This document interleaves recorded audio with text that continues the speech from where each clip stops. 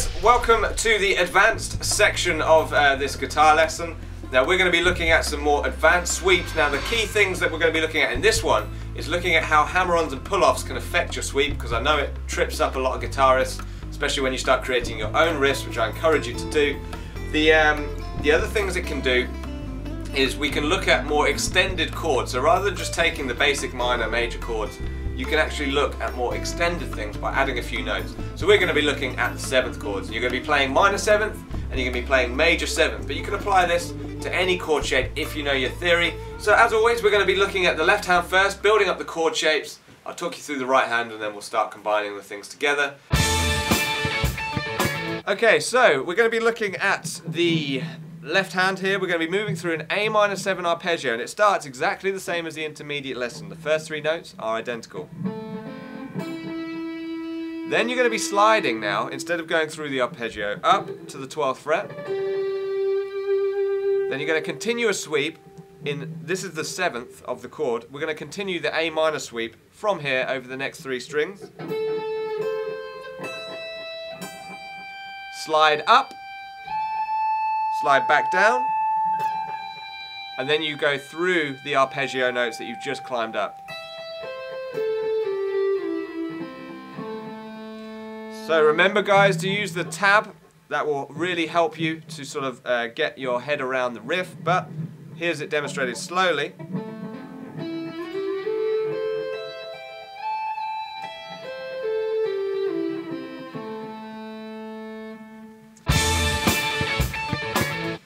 Then let me talk to you a little bit about the right hand on this particular chord shape, so we can look at how the picking technique is affected by that slide before moving on through the other chord shapes. So the right hand is what we're going to be looking at here. And the right hand, you're going to be picking in a downward motion the first 3 notes. Next one is a slide.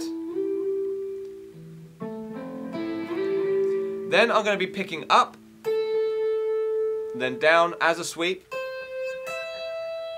The high note is going to be the upstroke. I slide up and back down, which is very difficult to do slowly, but a pull off. So all of that last part of the riff pretty much doesn't have any picking involved. Then we're going to do the upstroke. A pull off, a slide, then up, up. So combined, slide,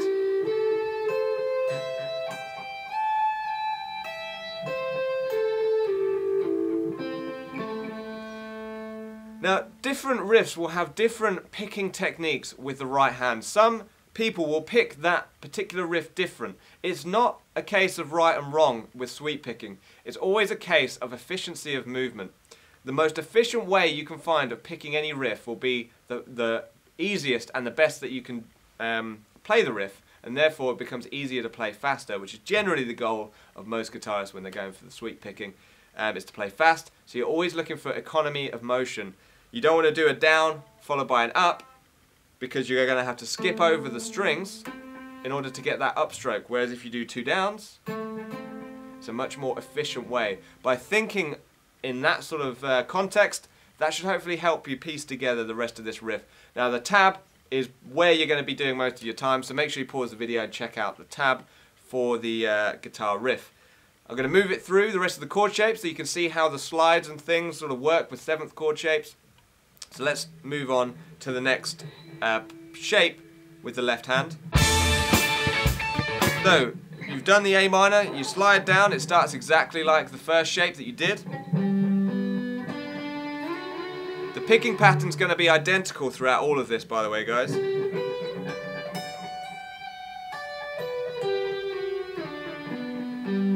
The only thing that changes is obviously what the left hand is doing, and there's a lot more use of the pinky finger. Devil's, you know, God's little joke to all us guitarists, but we have to make do with the little finger. So, particularly the slide on that little finger is going to be what's going to take a bit of time, but do spend the time on each chord shape before moving on to the next part. The final chord shape starts exactly the same.